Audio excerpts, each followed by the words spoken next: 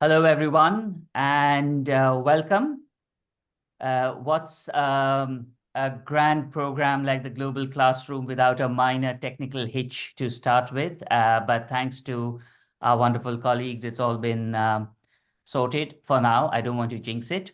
Hello and welcome. Good morning, evening, afternoon, wherever you are, depending on the time. And a very warm welcome to this pilot of the Global Classroom session, which is a joint collaboration between the University of York, the O.P. Jindal Global University, Mahidol University, and the Brazilian Center of Planning and Development.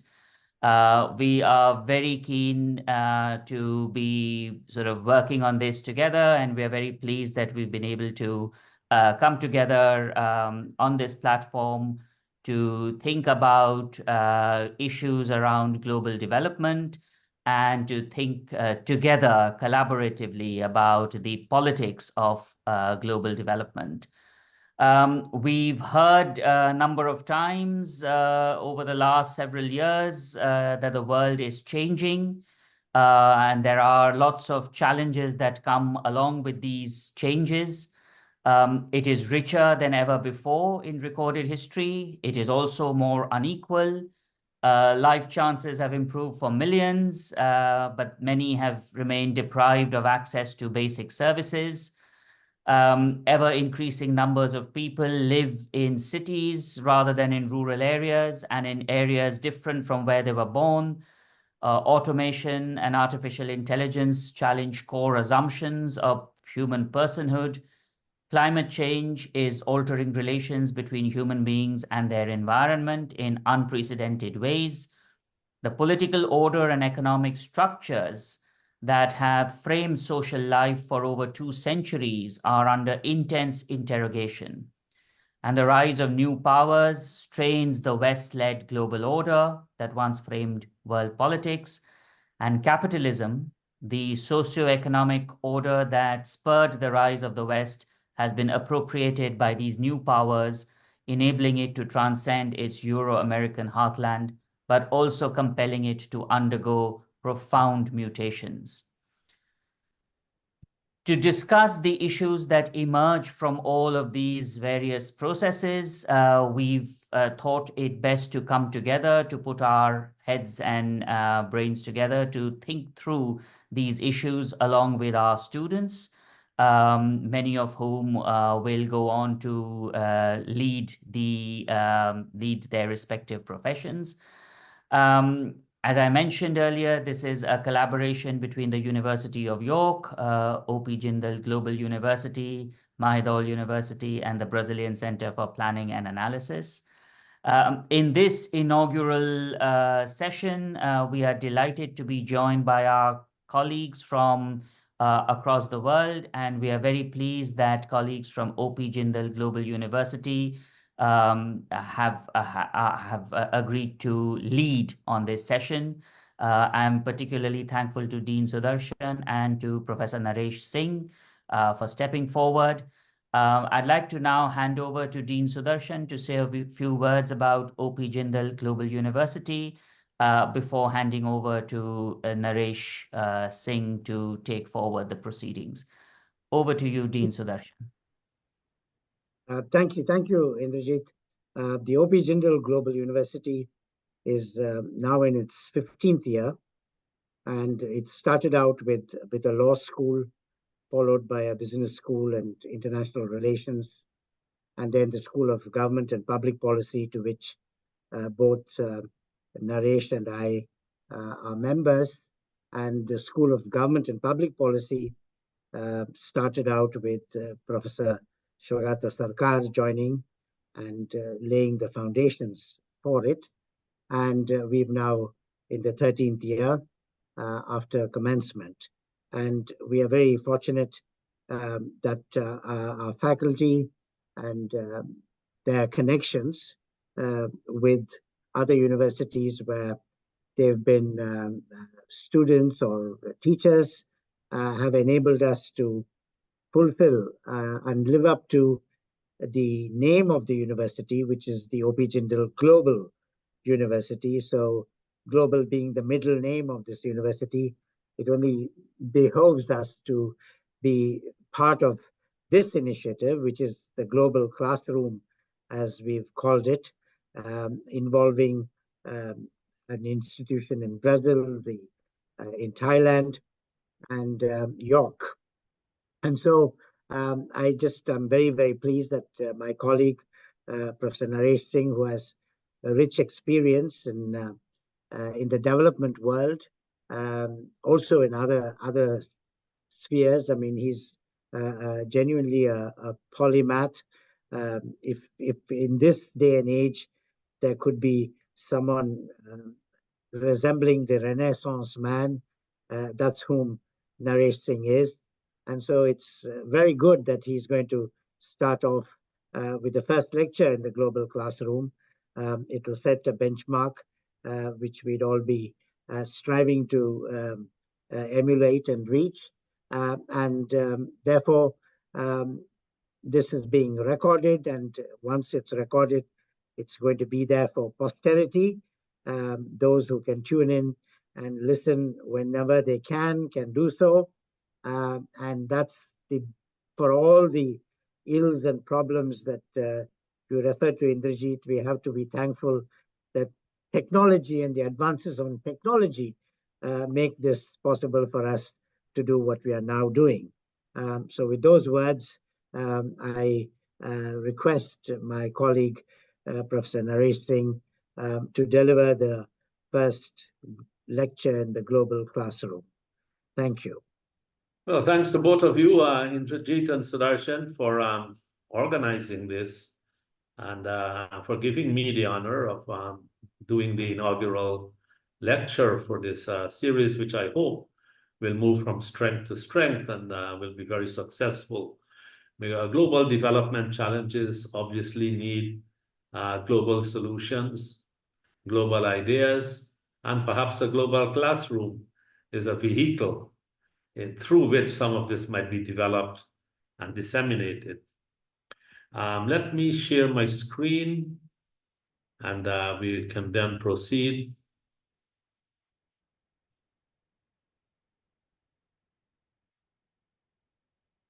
Okay, you should be able to see that now.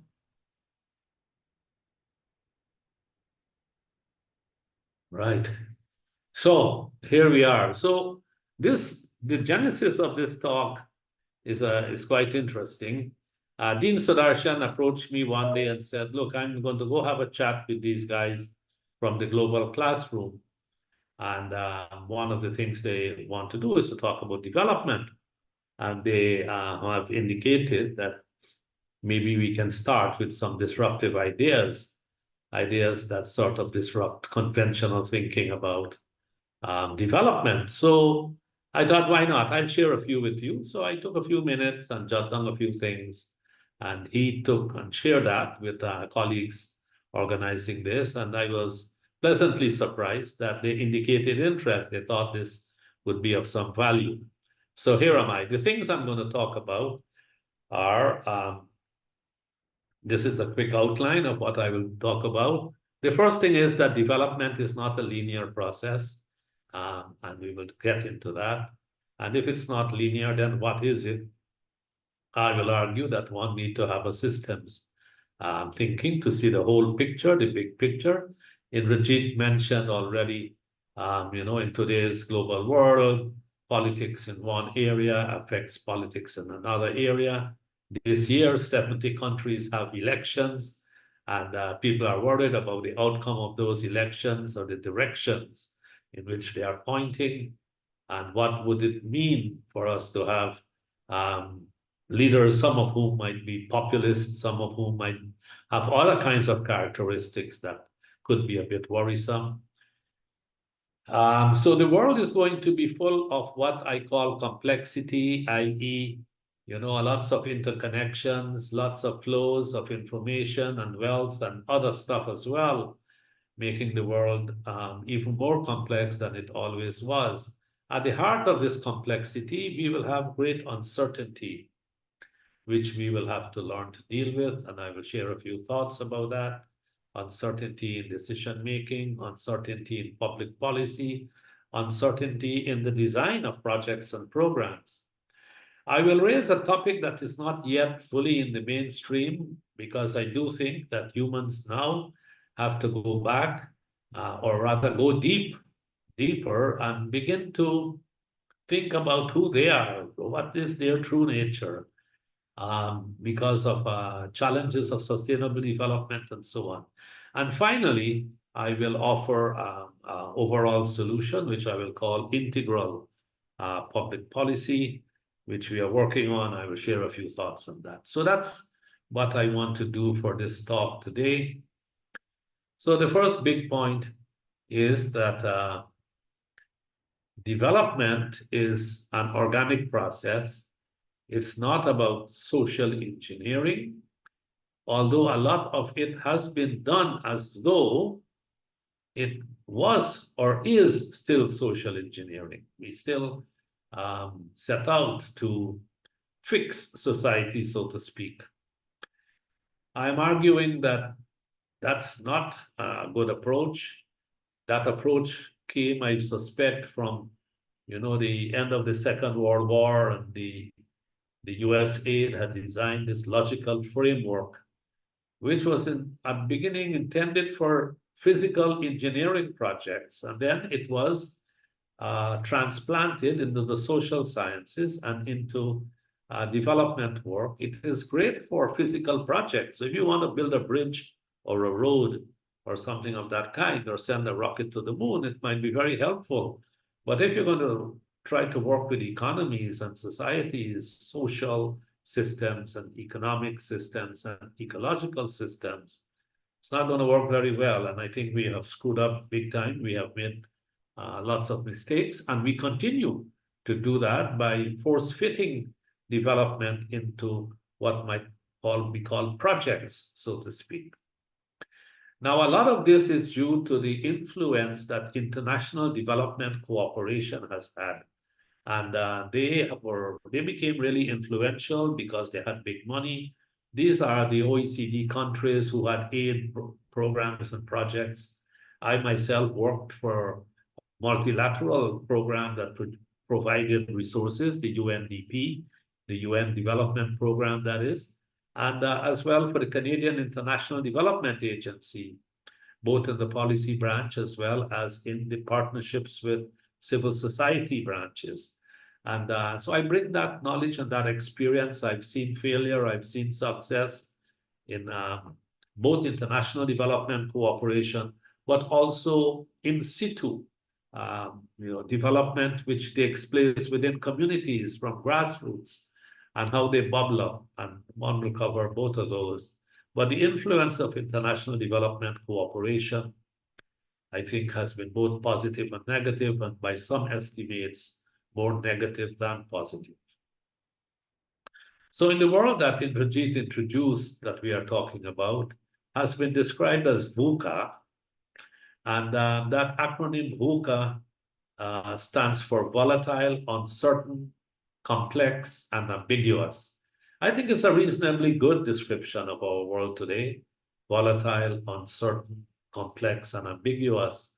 More recently, this VUCA came out of the US military, actually, at the end of the Cold War, when they didn't have the single enemy of the USSR or communism per se. They looked at the world and saw all kinds of forces that they would have to contend with, and came up with this VUCA definition, if you like.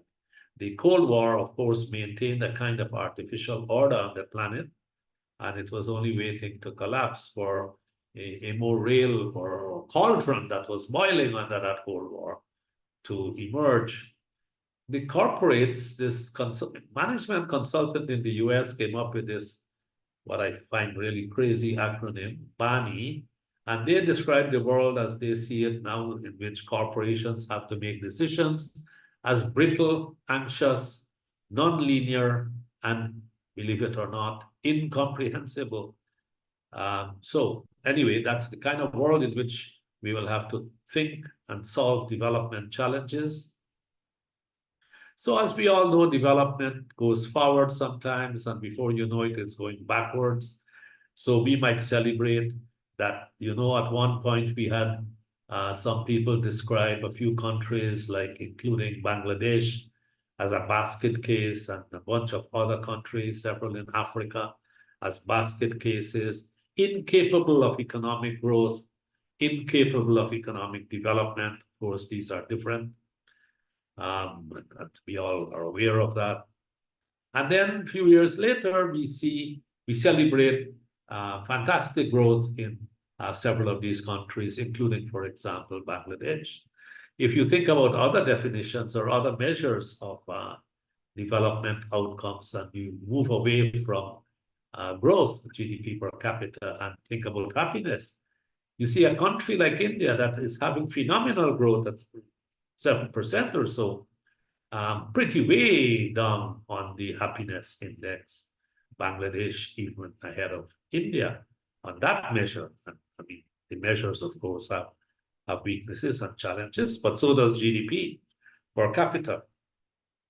However, the planning it in a particular direction, and some countries have had, as we know, planning commissions, and many socialist republics have all had these central planning mechanisms. A lot of those did not yield the kinds of results that they expected. Yes, we had some positives, but there was no counterfactual to determine how effective these institutions were. I, for one, do not I don't support central planning for development. I think it does not lead to the best possible outcomes. And that led William Easterly, who is an academic in the field of development. Many of you would know his books, The White Man's Burden, and many others. He came up with the idea that perhaps in development, because of its wide variety of contextual situations, that we need searchers, people who look for solutions, engage local people, and come together and plan, and that kind of planning, bottom up rather than top down planning. So he talks about searchers versus planners. The context, as we just mentioned, has dramatically changed. So even where we might have had successes due in history to project approaches and to planning approaches, I would argue that they are not likely to be very effective in today's world. And that leads me then to systems thinking. What is it, and why do I think this is what is required for development in today's world?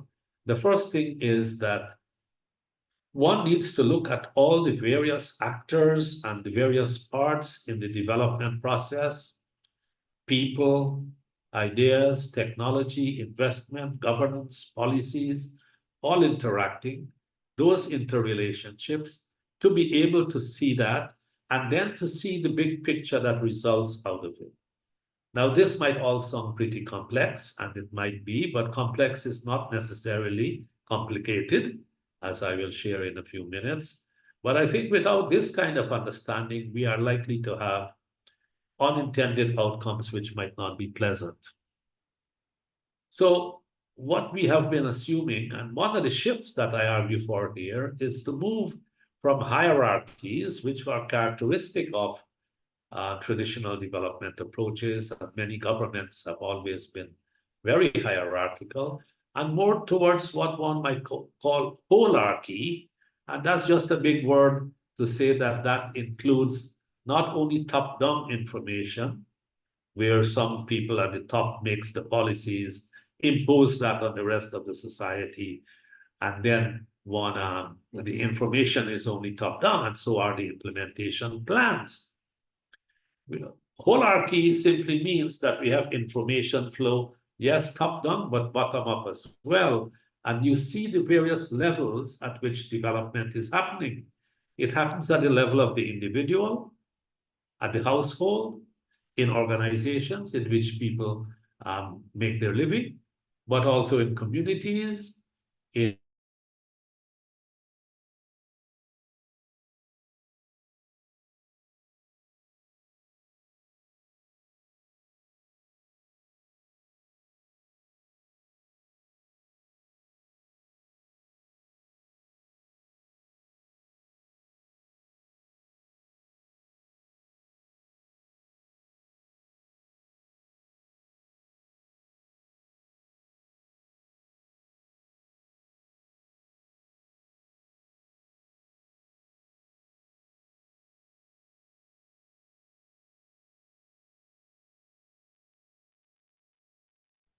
I probably lost the connection for a second. I'll reshare.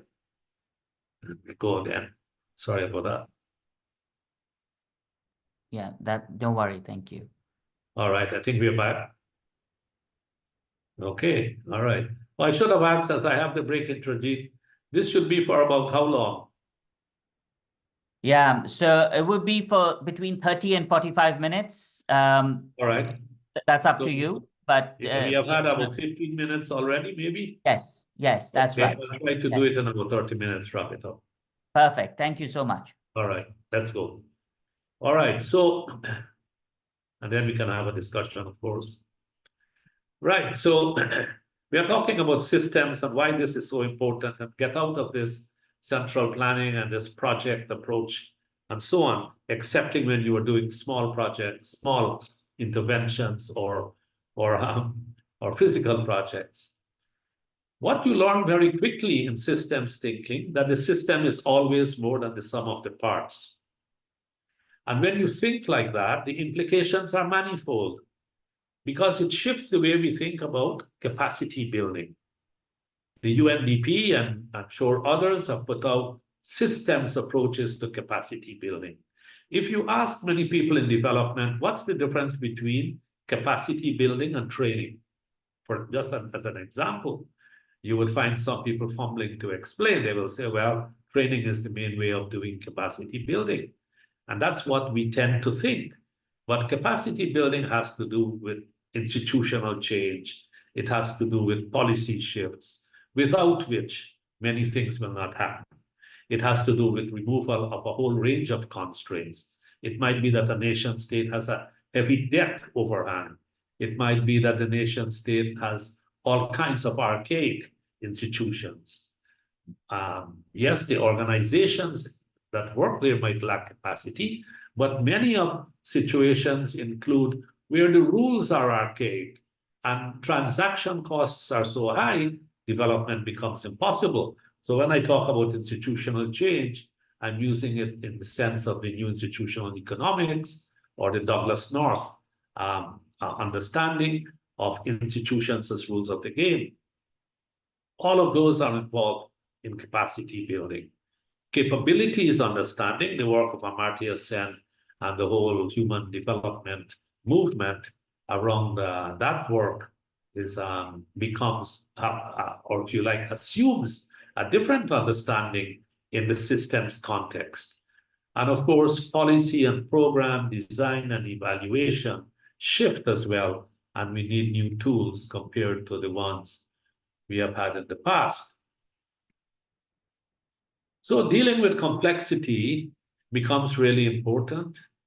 And I think we have now come to the point in complexity theory at which we know enough to be able to use it without big worry. I mean, complexity has been around the formal understanding and study of complexity has been around with us for a very long time. Let me just say a quick word of what we mean by complexity, and then I'll go into a little bit of the academic and the scientific understanding. See, the big thing we need to distinguish between is complicated and complex. Of course, in common usage of the English words, complicated and complex, we use those synonymously. And we therefore think that complex things are complicated things and vice versa. In the scientific approach to understanding complexity, these are very different words. So complicated, to explain it in 30 seconds, deals typically with physical systems. See, sending a rocket to the moon is very complicated. But if you get it right, you will be able to do better and better. So India sends Chandrayaan-3 to the dark side of the moon. Phenomenally complicated and great success, but they did not succeed the first time, right? They failed the first time, got it right, I think it was the second time. And then they will be able to do even more complicated things because you get the models right, you get the equations right, your scientists have got more experience and so on. And you can make a blueprint and do a lot of good complicated work through the process of manuals and blueprints and computer models and so on. they typically deal with physical systems, bridges and roads and infrastructure and rockets to the moon, all complicated. Complex, on the other hand, the example we tend to use is bringing up a child, simplest example. That's complex. Why? That, you see, you bring up one child, and if you made a manual based on bringing up that first child, and you use that for a second child, you might end up in some serious trouble. Each child has a mind of its own. It's growing and changing and observing the environment. It's co-evolving with the environment as well as with its own genetic blueprint. So here you have constant adaptation, evolution, change, interaction with the environment, and so on. Now, that's just one example, right? Or we have complex systems all around us. And we might say complex adaptive systems. It will explain it better. So the human brain, the human being, a city, almost all economic systems, social systems, and ecological systems have a bunch of characteristics which makes them complex and adaptive. These include nonlinearity, where a certain amount of effort will not translate into a proportional amount of outcome or result. Emergence, through which local level interactions produce macro outcomes that could not be predicted in advance. Self-organization, through which energy is dissipated and systems reorganize themselves to a different kind of system or a different level of functioning. Tipping points, which is really important, for example, in climate change. We can continue to move along this dangerous trajectory of increasing temperature, and ecosystems will suddenly collapse that are already starting to happen. They are able to withstand the shocks and stresses up to a certain point, but then they reach the tipping point or threshold and collapse. You can almost, I'm sure, begin to see why this kind of understanding is so critical, because the world is not linear, and a lot of the assumptions in development have been linear in nature. And that's the logical framework used for program design is itself a linear approach. Now, what's driving the change in many of these systems are relationships, connections, interconnections, and feedback loops, negative feedback loops, and positive feedback loops. Because of this nature of the complex system, the things we need as tools are, one, double loop learning. That is to say, not only learning how to solve the problem, but learning how to learn in order to address the structural challenges in the system. Double loop learning is quite well known. There is even further than double loop learning now, but we'll just mention that one. We need to be building adaptive capacity. We have no choice but to learn how to iterate, be flexible, and adapt. This leads to evolutionary systems thinking and working, for example, on sustainable development, understanding the systemic linkages between society and ecological systems.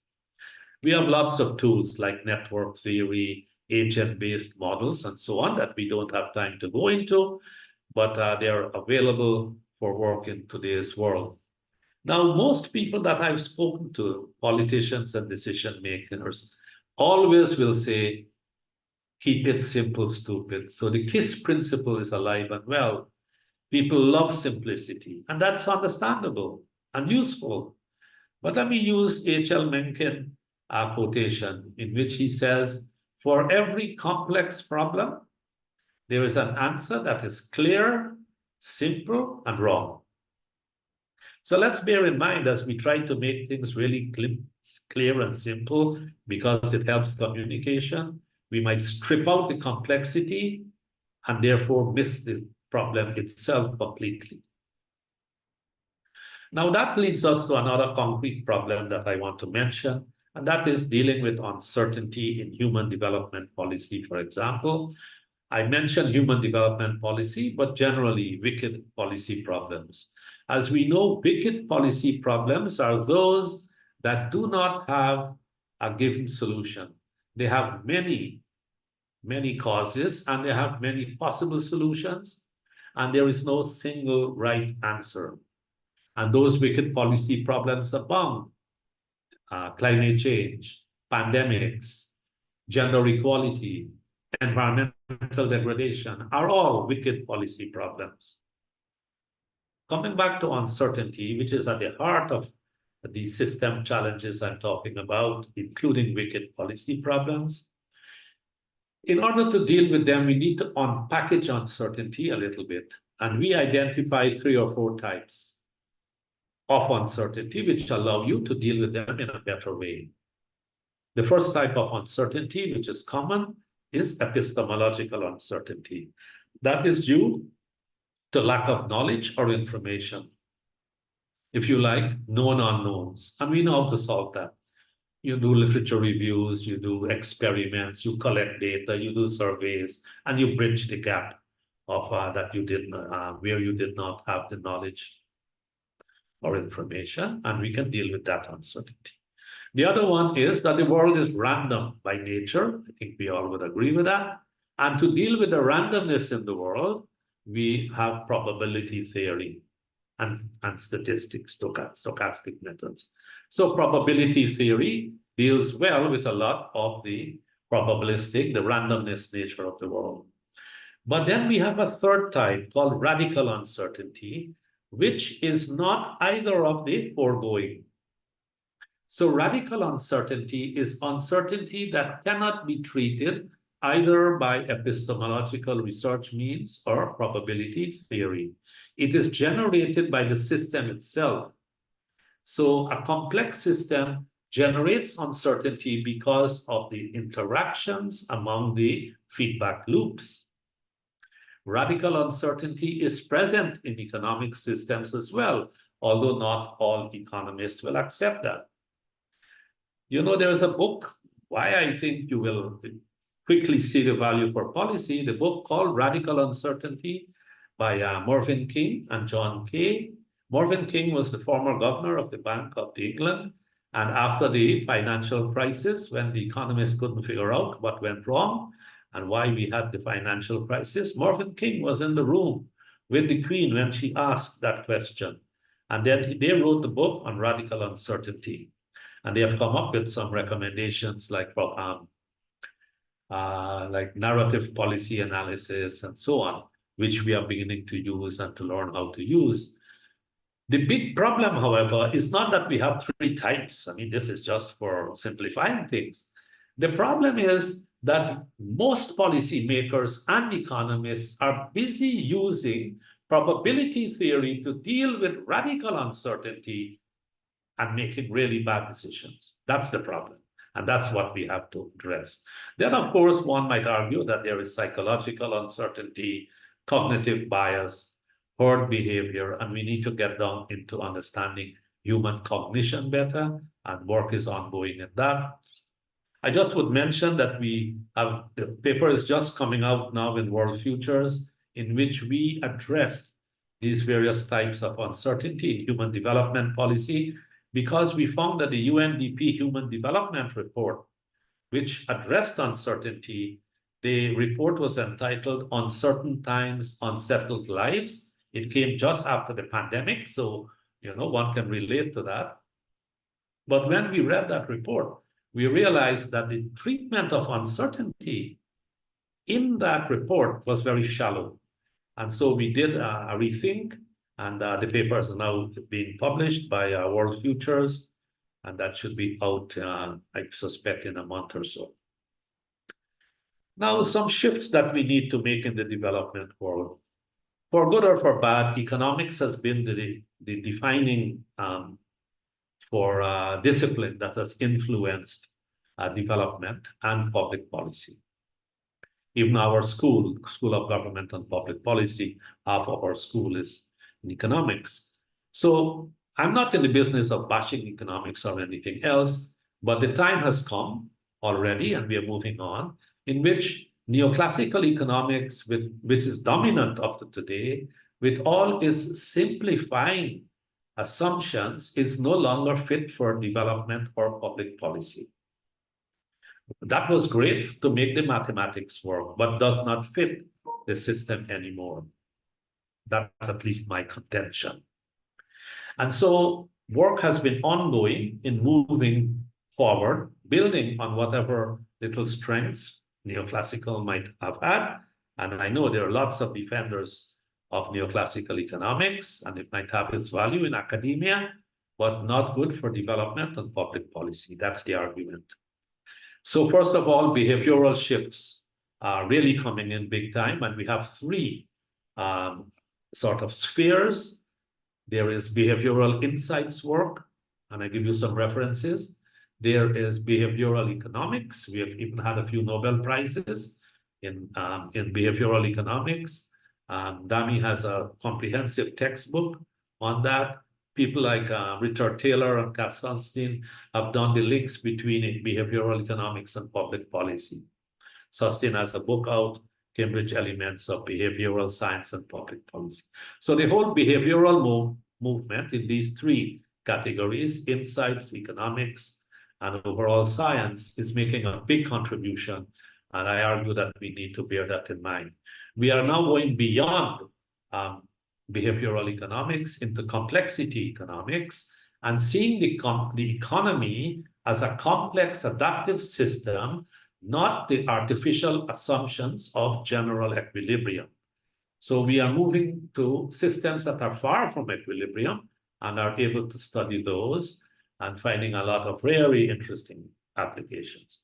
One of the really great texts that I have read for a policy application of complexity economics is the one called Complexity Economics and Environmental Governance, written by Jean-Francois Mercure. Interestingly, he was with the World Bank. So, you know, I am anxious to see people in development practice making these shifts so that they are not only academic. And now I was hired by this guy called James Gustav Speth. Speth was the administrator of the UN Development Program. He was formerly the head of the World Resources Institute in Washington. And I was hired at UNDP because Speth had liked some of the research work I had done on sustainable livelihoods. And I was then to introduce this, which I did and enjoyed doing for several years in UNDP. Several years later, it looked like he and I arrived at the same kind of conclusion. And this is what he says. I used to think that the top environmental problems were biodiversity loss, ecosystem collapse, and climate change. Many of us would think that, right? I thought that with 30 years of good science, we could address those problems. And by science, I would say natural science, social science, economic science as well, that we could address those problems. But he says I was wrong. The top environmental problems are selfishness, greed, and apathy. And to deal with those, we need a cultural and spiritual transformation. And we scientists don't know how to do that. In the very early days of my own environmental science career, and I was trained in my own PhDs in environmental science, I had come very quickly to the issue that managing the environment was a misnomer. Clearly, the environment didn't need management. Human management was the issue. That was sort of so clear.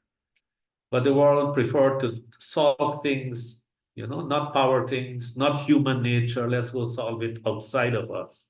It's much easier, those things that are happening out there. Now, I want to couple what we just said by a development expert, lawyer, and environmental scientist. Speth was also a dean of the forestry school at Yale. Now I turn to Sri Aurobindo. And here it says, the most vital thing of our age is the most vital question is whether the future progress of humanity is to be governed by the modern economic and materialistic mind of the West, or by a nobler pragmatism guided, uplifted, and enlightened by a spiritual culture and knowledge. Interesting coming from a leading thinker and spiritual practitioner, Sri Aurobindo. I can't even describe his contributions. They are phenomenal. And when you look at what Speth had done from a completely different world, right, from out of New York and Washington, clear convergence. Without being guided by those two luminaries, we have started some research which I think will be the next phase of the development world and work. And I know it's early yet, but I want to put it out there. We are calling it applied spirituality and sustainable development policy. And the argument is that human development and the transition to a sustainable and prosperous world will only come about if we understand our own true nature. See, if you look at today's civilization, it is fossil fuel-driven capitalism across the world. And humans are busy finding reasons why they cannot do what they need to do, right? So we make all kinds of plans and promises, and then we don't deliver. I've been involved with climate change from 1990. It's been a long time. We have made some progress, without doubt, but nowhere near the progress we should have made. Last year, 2023, was the warmest year on the planet. I know we are already committed to some climate damage, but we are also increasing our greenhouse gases. And the argument is we'll have to increase for a while until we can change. So that has driven me, after 30 years or so of frustration, to go deeper, to try to find what is it that prevents humans from making this change. And it is not only the politics and the economics, the outside world, that's part of it. I have come to the conclusion that understanding who we are, who am I, or what am I, will provide the foundations we seek to shift. Otherwise, I argue that our economic and technological advancements will remain a mere icing on the cake. I use this Ken Wilber approach to develop what we are calling, and I'll wrap this up in 5 minutes, so bear with me, an integral approach. See, in this little 4 quadrants, Wilber argues that we look at the world, or we make plans and we make public policy and programs and projects either as individuals or collective. We make decisions as individuals or collective. And what we have both an external, which is what we have always been focusing on, but we also have an internal dimension. And this has been sort of missing, right? So when he puts it together, individual and collective, and internal and external, we get these 4 quadrants. The individual internal, we can call consciousness or values or who am I kind of question, or to some extent, psychological understanding. The individual external is the way we behave, our habits, skills, communications, and so on. On the collective internal, it's culture, anthropology. We have many ways of studying shared purpose, social norms, even history. External collective is where public policy has always been. We know a lot of how to do that, although we've been doing it not so well. So I have dealt with systems already. I have dealt with the behavioral shift. I haven't spoken much about cultural shift, but we have been doing a lot of that. Ethnography, anthropology are all coming into the development space and the public policy space. I used to smile when the World Bank would hire an anthropologist, or the World Bank will bring on board an ethnographer and so on. So it's all beginning to happen. So 3 boxes are happening. 1 box is not happening, and that's consciousness. That is applied spirituality. That is bringing our individual internal into that equation. I think that's the main missing link in the development debate, and that needs to be brought through. So we have been working on this in our Center for Complexity Economics, Applied Spirituality, and Public Policy here at the Jindal School of Government and Public Policy. And we have been using tools such as narrative public policy. We have a working paper on that. On participatory public policy, but guarding against collective illusions. Many people think if you put some people in the room and you engage with them, you will learn much more than you know. You might learn a bit, but not always very much. Look at the book called Collective Illusions. It builds on groupthink. Todd Rose at Harvard just put out this book, Collective Illusions. Participatory public policy is great and helpful, but it has to be done well. We are using quantum social science now to understand better human cognition and decision making, and using those as tools to address that one box on consciousness. And I've already discussed how we apply complex adaptive systems to policy design and evaluation.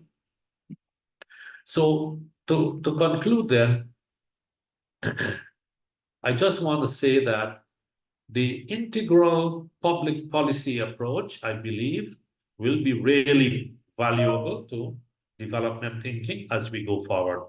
It helps us to bring together the spiritual side, which many people, this might be new to lots of people, but we've just put out the book, Applied Spirituality and Sustainable Development Policy, published by Emerald in the UK, now available. It's far too expensive, $110 for the damn book. But they said that the market is university libraries. We hope they will change that price. But this is the thinking, I hope, that will help to get us off, hopefully on a good start, on the global classroom on development. Thank you very much. And let's have a little discussion if people are interested. Thanks, Indrajit.